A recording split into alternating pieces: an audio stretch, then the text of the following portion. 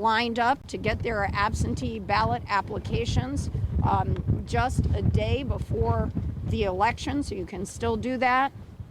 And we know this is going to be a very high turnout, very well-run election. We encourage voters to make sure that they cast their vote.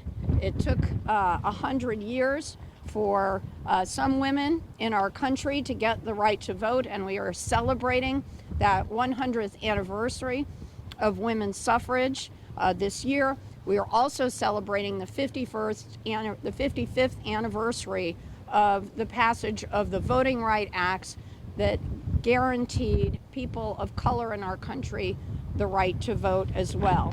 So please say thank you to all of our veterans who have put their lives on the line for this very precious right.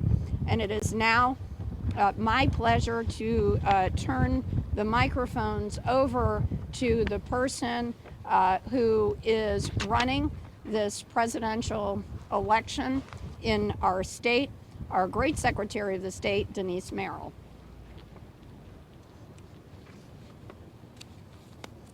Well, thank you very much, Lieutenant Governor Bysiewicz, and to the mayor, the town clerk, who are really the ones making this happen.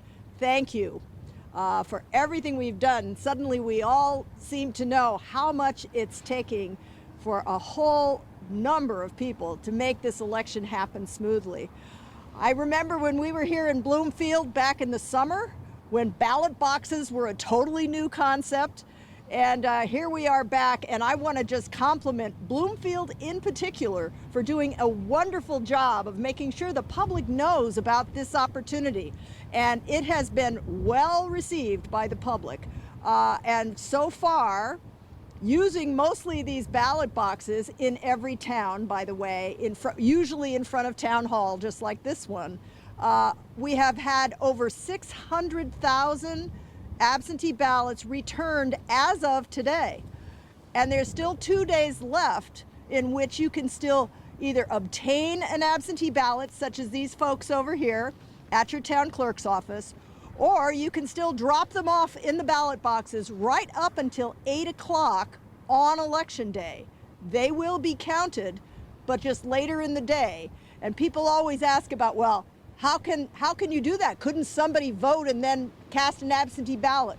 No, that's the reason those ballots will not be counted until after 8 o'clock, so they can be checked against the list of people who have voted. We are, as Susan said, expecting a big turnout. Normally in a presidential election, we get about 75% of the registered voters voting. I think it may go higher than that here in Connecticut, and we're at an all-time high of registered voters, over 2.3 million voters, more voters than we have ever had that anyone can remember in Connecticut. And a lot of them are first-time voters. A lot of them are young people. We have the highest number of 18 to 24-year-olds who have ever registered in a certain period of time between 2016 and now. So I'm looking forward to all of that. We recruited over 10,000 volunteers. Many of them you'll see at the polling place this year, helping out because we're going to obey all those guidelines. The 6 feet apart, masks will be requested. We'll have all the PPE available. So I think people in Connecticut can feel secure about going to the polling place. However you exercise those options that you now have this year, even in this very difficult time, I'm hoping every single person who is eligible and can do it, come out and vote. We will make it possible for you any way we can. And again, I just want to thank the local officials who are the ones that really, really make this happen. The town clerks have had to step up in a way that they never have had to before. And I think so far, I think we're doing a great job. We haven't heard of any big problems out there, so I'm hoping we have a great election day tomorrow. And many thanks to all those folks, and especially to the mayor, who is about to tell you what's going on in Bloomfield, but she has been a stalwart and a star in her encouragement of the public to exercise these options they have. So thanks, and I'm going to turn it over to the mayor. Good morning and thank you. Thank you to our Secretary of State and thank you to our Lieutenant Governor.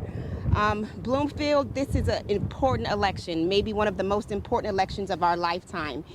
And thank you to our town manager and to our registrars of voters and to our town clerk. We are ready. Our polling stations, we're following CDC guidelines. As you can see, the box is ready for us. We've issued about 6,400 ballots. We've gotten back about 5,500 ballots, and there's more mail to be counted today. So we are definitely here. We are definitely ready. We want to thank our DTC and our RTC for helping us to get the message out on the importance of this election and making sure that we are here and available for our residents. As was stated before, we do have a line. As you can see, it's windy and it's cold, but people understand the importance of this election. So they're going to be standing in line today and they're going to be standing in line tomorrow. And anything that we can do to help you to come out and vote safely, I know the DTC has rides to the polls. I know the RTC has rides to the polls. Whatever it is that you need for us to be able to have you come out to vote, we will be able to do that for you. At this time, I'm going to turn it over quickly to our town clerk for her to give some more information. Marguerite? Careful, Marguerite. Yes. Good morning. Thank you. Yes, here in Bloomfield, we've been busy. It's been a journey.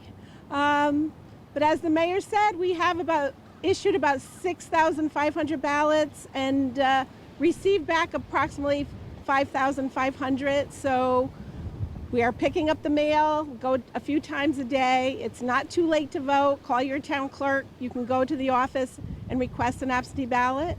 If you choose not to go to your safe polling location, polling stations are open from 6 a.m. to 8 p.m. on November 3rd. And we are ready to go. We will work the days, the hours it takes to count all of these ballots. There's many processes involved. We've put all the bullet points in place, met with the team, so we feel we are ready and able to do this job well. Thank you. Right. Thank you so much, Madam Clerk. We appreciate everything that our registrars of voters and town clerks across the state have been doing and will be doing all throughout the day, tomorrow into the evening. And with that, we are happy to answer any questions that the media has. And I just want to say thank you to our media members. You're essential workers, and we value your partnership in helping us to get the message out to the voters of Connecticut.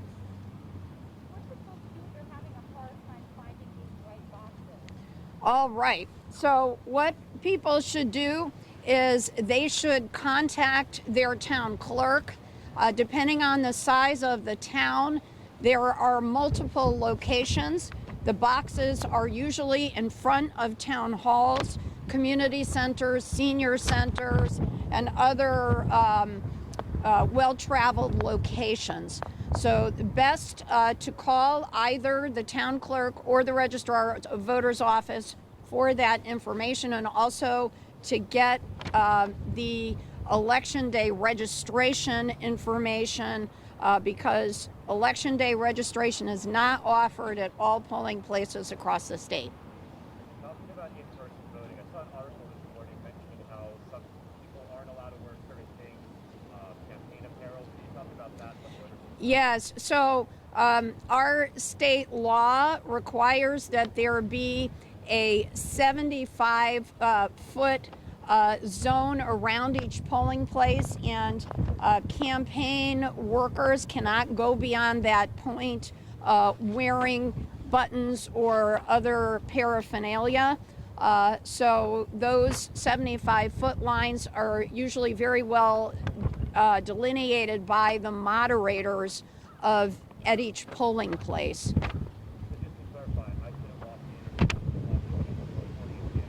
You cannot walk in wearing any kind of T-shirt, buttons, holding flyers, supporting particular candidates.